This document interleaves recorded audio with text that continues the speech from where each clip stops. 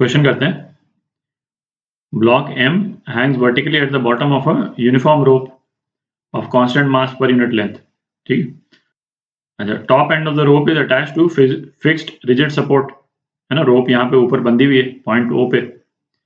अब क्या किया हमने, ट्रांसवर्स वेव पल्स 1, है ना। इस पल्स 1 को, जिसकी वेवलेंथ जो है लैम्डा नॉट दे रखी है, इसको प्रोड्यूस किया पॉइंट O पे। अच्छा, और ये पल्स जो है O से A जाने में इसको कितना टाइम लगता है, TOA। इस पल्स को ऊपर से नीचे तक जाने में लगता है TOA। ठीक, अच्छा, अब हमने एक और पल्स प्रोड्यूस की, पल्स 2, है ना। ये नीचे हमने पल्स प्रोड्यूस की पॉइंट A पे, सेम वेवलेंथ। अच्छा, और इस वाली पल्स को पॉइंट A से O पहुंचने में कितना टाइम लगता है, बोल रहा है TAO, है ना। A से O जाने में TAO लगता है। अच्छा, तो कौन कौन से ऑप्शंस करेक्ट हैं ये पूछा है। तो किसी भी स्ट्रिंग में जो वेव की जो वेलोसिटी होती है वो किस तरह से वेरी करती है, under root tension upon mass per unit length. अच्छा, मास पर यूनिट लेंथ तो इस रोप में थ्रू आउट कॉन्स्टेंट है, ठीक है, पर टेंशन जो है वो इंक्रीज कर रही। ठीक, टेंशन मैक्सिमम कहाँ पे है, O वाले पॉइंट पे टेंशन मैक्सिमम है।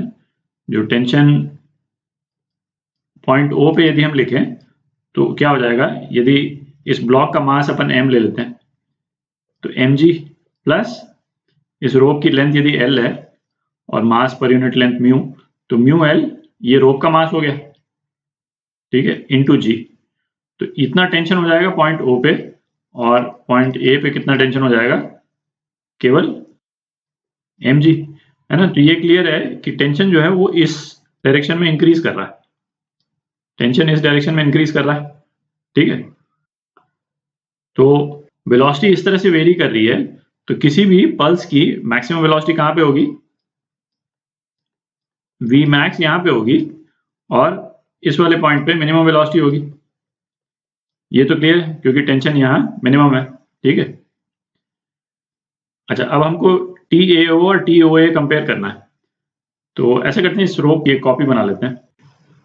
तो ये रोप और मास अपन ने अलग से बना लिया। सपोज इसको अपन कुछ पार्ट्स में डिवाइड कर देते हैं, ठीक है। ये कुछ पार्ट्स में डिवाइड कर दिया है जिनकी लेंथ जो है छोटी लेंथ है, ये x1 x2 x3 x4 x5 x6, ठीक है।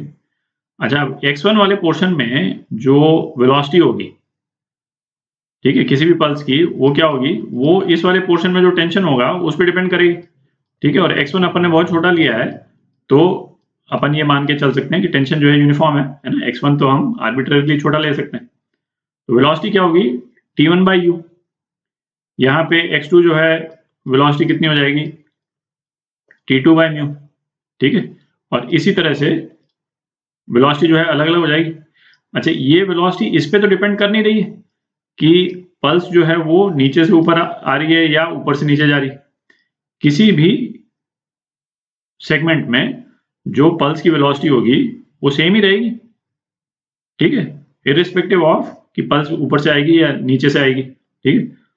तो उस पल्स को जितना टाइम लगेगा क्रॉस करने में, x2 वाला पोर्शन, वो कितना होगा, x2/v2, ठीक है। x2 फिक्स्ड है, v2 फिक्स्ड है, तो टाइम पीरियड जो लगेगा पल्स को, चाहे वो किसी भी डायरेक्शन से आए, वो इंडिपेंडेंट है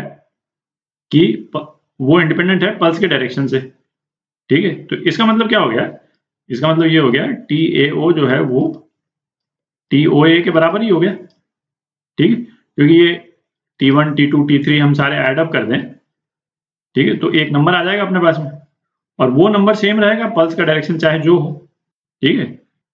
तो एक तो ये रिजल्ट हो गया, तो टाइम TAO TOA के बराबर है, ये करेक्ट है।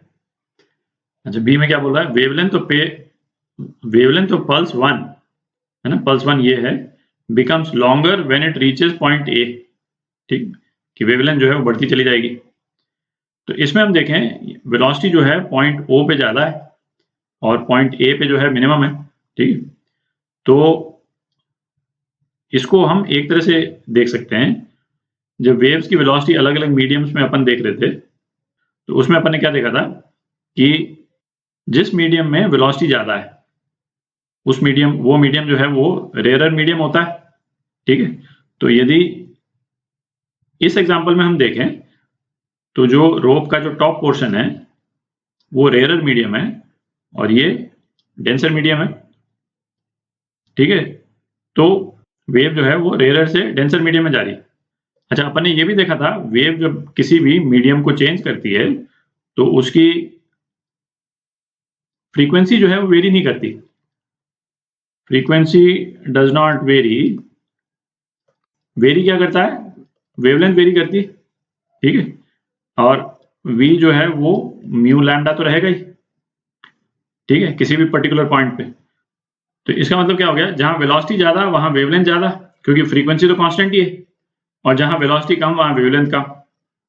तो इस वाले एग्जांपल में पॉइंट ओ में वेलोसिटी मैक्सिमम है। इसका क्या मतलब निकला कि वेवलेंथ जो है वो यहाँ मैक्सिमम है, ठीक है। और पॉइंट ए पे वेवलेंथ जो है वो मिनिमम है, ठीक है। और यहाँ क्या दे रखा है, wavelength of pulse 1 becomes longer when it reaches point A. तो ये तो बिल्कुल ही गलत है, क्योंकि वेवलेंथ जो है वो घटती जाएगी। ये पल्स जो है ऊपर से नीचे जाएगी तो वेवलेंथ जो है वो घटती जाएगी, ठीक है। तो ये स्टेटमेंट गलत है। तीसरा देखते हैं, velocity of any pulse along the rope is independent of its frequency in wavelength, है ना। वो तो इस वाले रिलेशन से ही क्लियर है। वेलोसिटी किस पे डिपेंड कर रही है, टेंशन पे और मास पर यूनिट लेंथ पे, ठीक है। इसमें ना तो फ्रीक्वेंसी आती है ना वेवलेंथ आती, और इसके जो दोनों वेरिएबल्स हैं वो भी फ्रीक्वेंसी या वेवलेंथ पे डायरेक्टली या इनडायरेक्टली डिपेंड नहीं करते, ठीक है। तो of the rope is independent of frequency and wavelength, तो ये करेक्ट है स्टेटमेंट। अच्छा, D part, the velocity of the two pulses, pulse 1 pulse 2 are the same at mid point of the rope. तो ये तो अपन देख ही चुके हैं, वो अभी अपन ने रोप बना करके जो अपन ने एग्जांपल लिया था कि वेव कहां से आ रही है उस पर डिपेंड नहीं करता है। तो मिड पॉइंट ऑफ द रोप पे जो वेलोसिटी है वो डिपेंड करेगी मिड पॉइंट के टेंशन पे और मिड पॉइंट के मास पर यूनिट लेंथ पे, ठीक है। तो velocity of two pulses are same at mid point of the rope, इसमें अपने को कैलकुलेट करने की जरूरत नहीं है मिड पॉइंट पे वेलोसिटी को, है ना। ये तो अपने को वैसे ही मालूम है ना। इसी से हम इन्फर कर सकते हैं कि मिड पॉइंट पे वेलोसिटी सेम होगी दोनों पल्सेस की। तो ये भी स्टेटमेंट करेक्ट है। तो ये आपका आंसर है।